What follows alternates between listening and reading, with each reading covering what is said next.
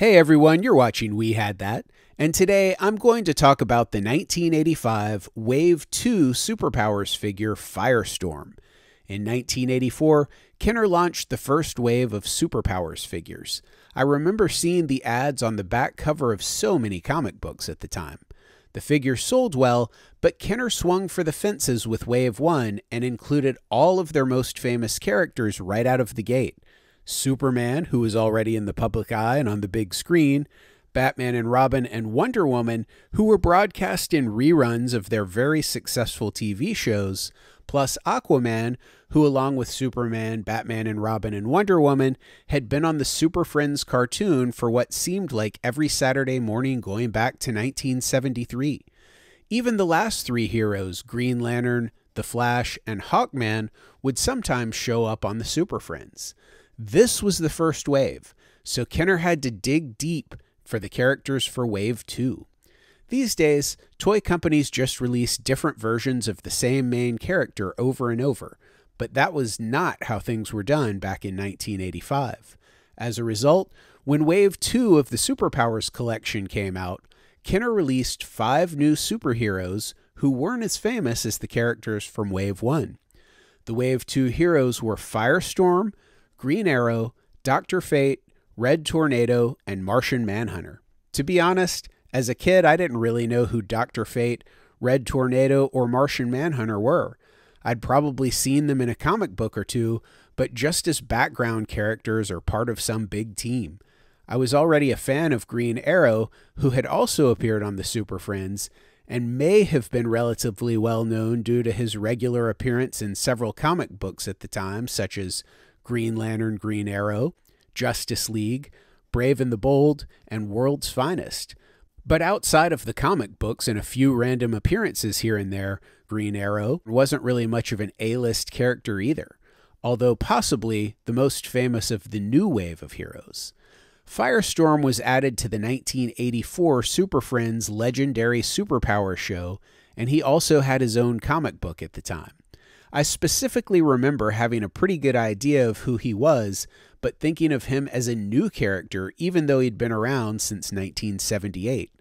Unlike the classic characters of Wave 1 who had been around my entire life. The other three, Martian Manhunter, Red Tornado, and Dr. Fate, were pretty much unknowns to the average kid.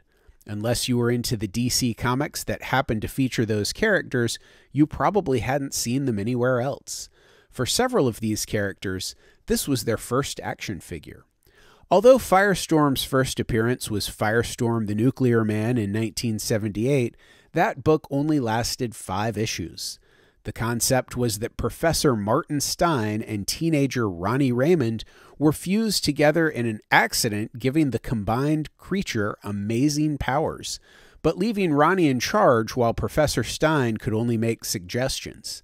After losing his own book, he was added to the Justice League roster, and he got an 8-page story at the end of each issue of The Flash for a few years in the early 80s. He got his own comic book again in 1982, which is when I probably first saw him.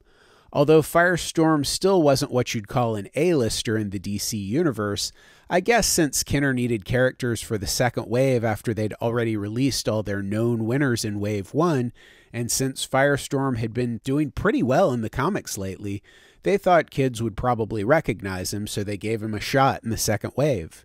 Having a head that's on fire probably didn't hurt. Each Superpowers action figure featured a power action gimmick. For example, if you squeeze Aquaman's arms together, his legs kick. This feature was called his Power Action Deep Sea Kick. When you squeeze Superman's legs together, his arms move like he's running or punching. This feature was called his Power Action Punch.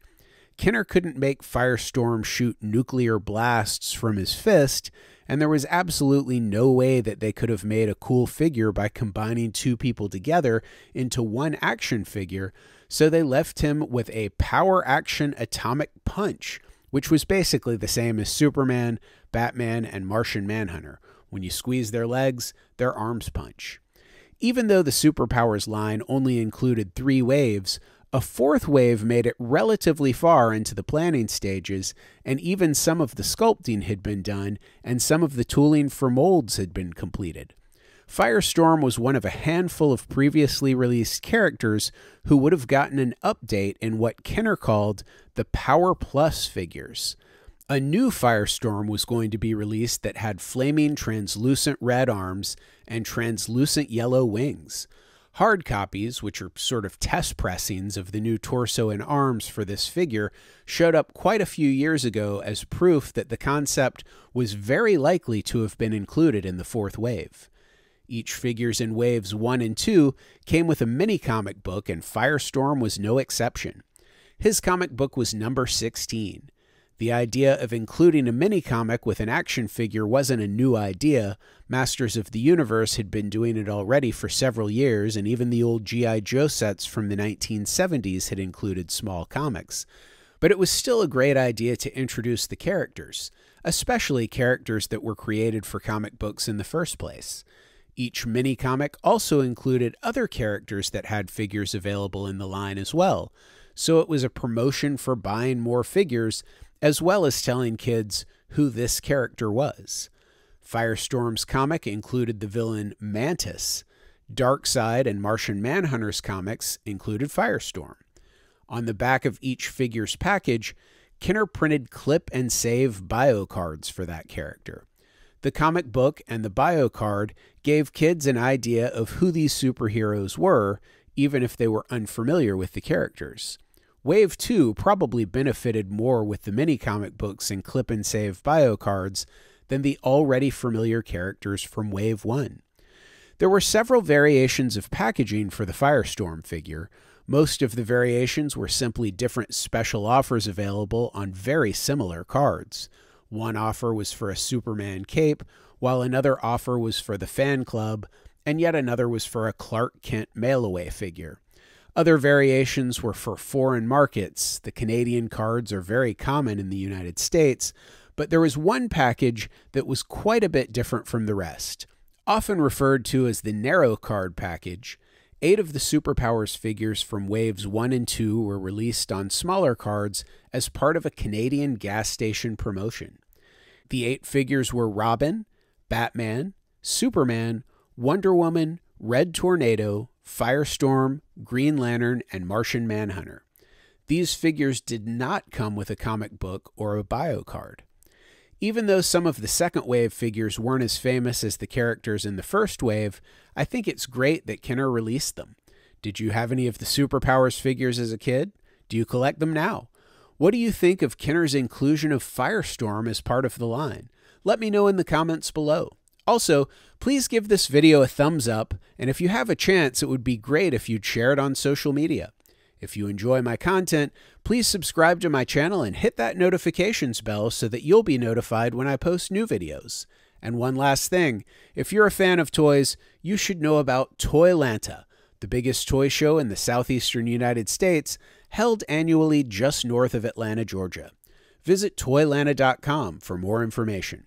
As always, thanks for watching.